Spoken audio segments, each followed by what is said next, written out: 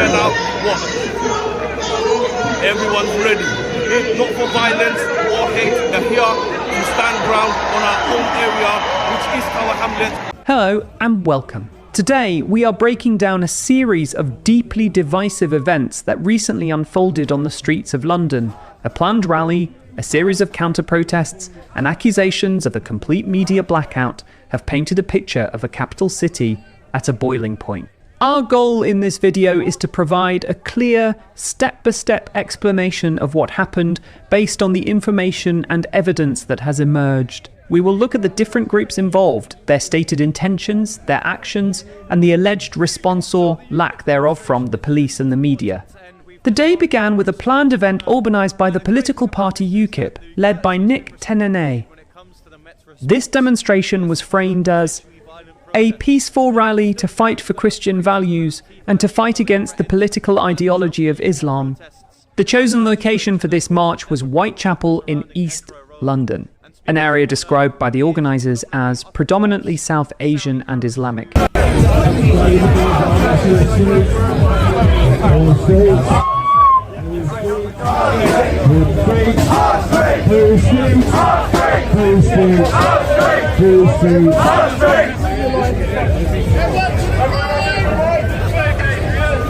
She is a member of Stand Up to Racism and she is in the exclusion zone. Arrest her! Arrest her! Arrest her! Arrest her! Arrest her! However, before the rally could even begin at its intended location, the Metropolitan Police intervened. Citing a risk of serious disorder, the police imposed conditions on the UKIP march, forcing them to move from their planned route in Whitechapel to a different area. According to reports, the UKIP demonstrators and their supporters, described as Christian conservatives and British patriots, complied with the police directive and relocated, stating they did not want to cause trouble. As the UKIP rally was being moved, counter-protests began to form. While the presence of left-wing groups like Stand Up to Racism and Antifa was anticipated, another distinct group emerged and became the central focus of the day's events. In East London, specifically in the borough of Tower Hamlets, large groups described as masked Islamic thugs and gangs began to assemble on the streets. Videos from the scene show these groups were numerous, with many individuals wearing face coverings. They were seen carrying various flags, including Palestinian and Bangladeshi flags. Man, that's what we're rolling out today.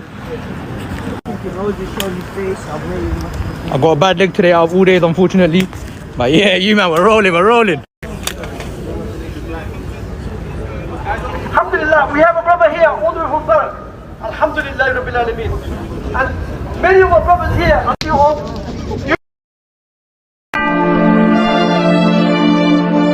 More contentiously, some flags were identified by observers as hardline Islamic Jihad flags, closely resembling those used by organisations like the Islamic State and the Taliban. Unlike the UKIP rally, which had been moved by police, this gathering proceeded to take control of the streets. They blocked roads, occupied intersections, and brought traffic to a complete standstill.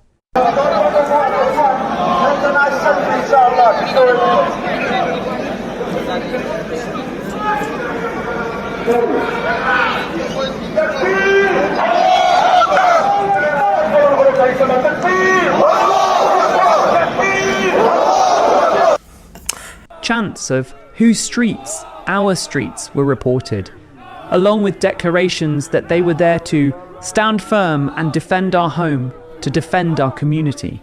One of the most significant moments was when this group performed a mass prayer, not inside a mosque, but openly on the public street.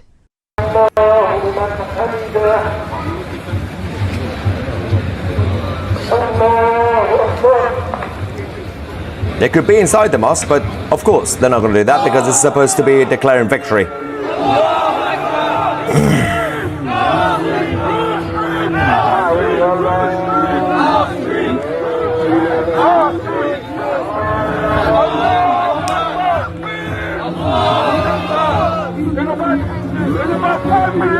This act was interpreted by observers not as a simple act of worship, but as a dominant show of force and a declaration of victory and control over the area. The political context of this area, Tower Hamlets, was highlighted as a key factor.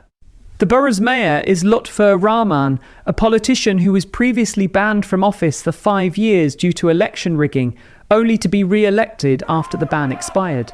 Furthermore, a look at the list of local councillors in Tower Hamlets reveals names like Kabir Ahmed, Shafi Ahmed, Sabina Akhtar, Ghulam Kibriya Chowdhury, and Abdul Manan, among many others. The point being made was that demographic shifts have led to a change in political control, which in turn influences what is permissible on the streets. While these events were unfolding in East London, the relocated UKIP march was proceeding. They marched peacefully from the London Oratory towards Hyde Park, chanting for Christian England and for the mass deportation of those who do not respect British values. During their march, a confrontation occurred. A prominent left-wing commentator, Narendra, who was affiliated with Stand Up to Racism, appeared in the area of the UKIP march. The UKIP leader, Nick Tenane, confronted her, stating that she was in breach of a Section 14 order imposed by the police. This order had created an exclusion zone, explicitly forbidding members of Stand Up to Racism from assembling in that specific area to prevent disorder.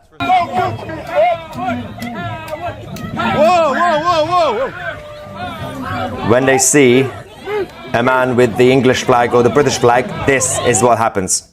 Despite demands for her arrest, the police reportedly did not act with any urgency. The day was also marked by specific acts of violence. A notable incident involved a young activist from Turning Point known as Young Bob. While observing the protests, he was attacked. A video shows a full tin of beans being thrown directly at his face. He claims the attack was unprovoked, that a mother encouraged her child to do it, and that the Metropolitan Police officers who were present watched it happen and did absolutely nothing. This incident was presented as evidence that violence from one side is tolerated by the establishment, while the other side is heavily policed. For no reason whatsoever beyond the fact that they disagree with them. I think the divisiveness on the left is more in line with the fascists of 1940s Germany than, of course, the right are. I think we're incredibly civil. We're the ones who kind of evolved civil discourse, but unfortunately, these people here are violent dogs.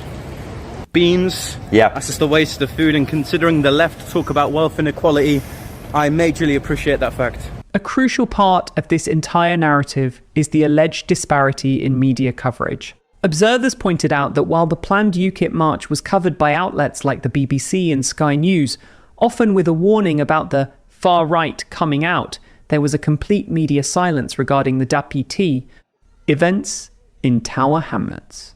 The front pages of major news websites reportedly showed no mention of the masked groups, the blocked roads, the jihadist flags, or the public show of force. The accusation is that the media selectively covers stories to fit a particular narrative, ignoring events that contradict it. The UKIP demonstration eventually concluded at Speaker's Corner in Hyde Park. The anticipated violent confrontation with Antifa and Stand Up to Racism at that location never happened, as those groups reportedly did not show up. So, to summarise the day's events as they have been presented, a planned patriotic and Christian rally complied with police orders to relocate to avoid trouble. Simultaneously, in another part of London, large, masked groups openly defied public order, blocked streets, flew controversial flags, and declared the streets their own, allegedly with no intervention from the police and no coverage from the mainstream media. The narrative paints a picture of a city with two sets of rules, where one group is heavily scrutinised and controlled, while another is allowed to act with impunity. It raises profound questions about the state of law and order, freedom of speech, and who truly controls the streets of the United Kingdom's capital. The events of this day in London are a stark illustration of the deep fractures running through the country. The evidence and videos continue to circulate on social media, fueling a debate that the mainstream appears unwilling to have. Thank you for watching.